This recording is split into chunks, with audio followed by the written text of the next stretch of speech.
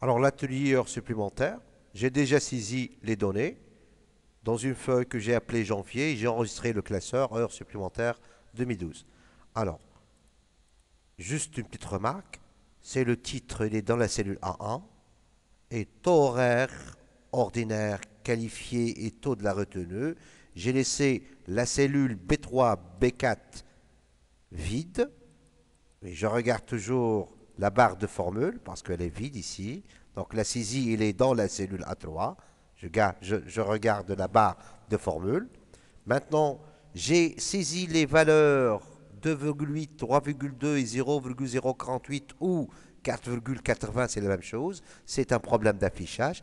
Il suffit de ne pas écrire 2,800 D parce que ça devient un texte et non des valeurs numériques. Donc D, c'est un problème d'affichage et non pas un problème de saisie. Donc ici, je vais commencer par le montant brut égal.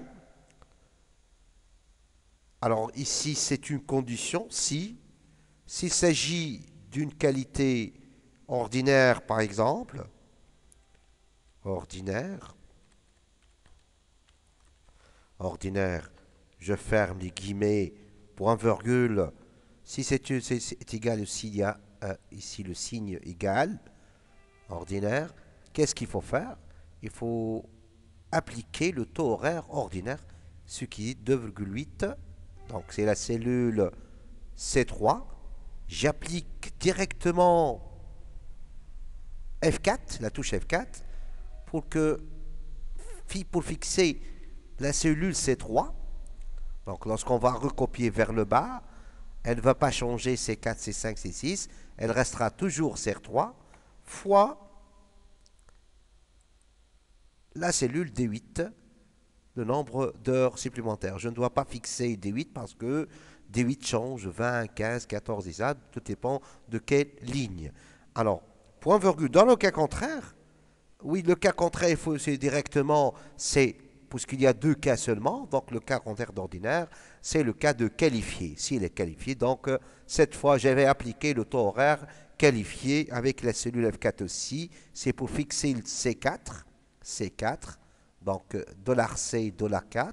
Je ne l'ai pas saisi directement, mais j'ai utilisé la touche F4 du clavier.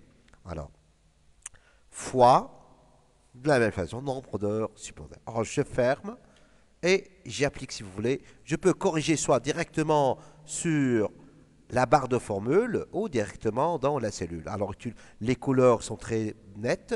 C'est pour voir ce que vous avez tapé dans la formule pour justement corriger s'il y a des erreurs. Alors, j'applique la formule, ça y est, je peux recopier vers le bas. Attention pour ceux qui ont oublié de taper F4. Alors, justement, si on ne tape pas F4, et lorsque vous allez recopier vers le bas, vous aurez des messages d'erreur. Pourquoi? Tout simplement, si je vais voir ici, donc c'est la C6. C6, c'est un texte. C6, voilà, elle est là. Bon, c'est un vide ici. Hein, c'est un vide. Bon, encore, si vous voulez voir la ligne suivante, c'est C7.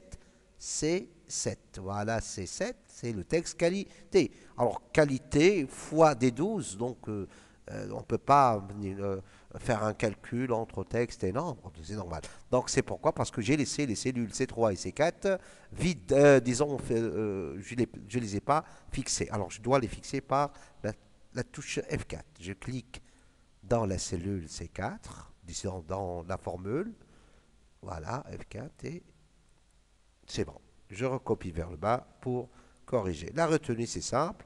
Alors, de la même façon, égal, c'est le montant brut fois la retenue aussi avec F4 pour la fixer. Alors, recopier vers le bas.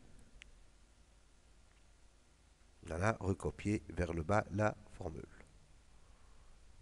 Montant net, c'est simple, égal le montant brut moins la retenue. Voilà, recopier vers le bas.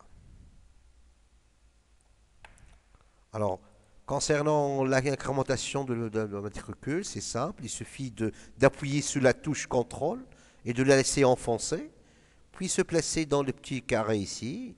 Donc la souris change de forme, il y a deux plus, un grand plus et un petit. Donc c'est juste, on fait glisser vers le bas sans relâcher le bouton contrôle.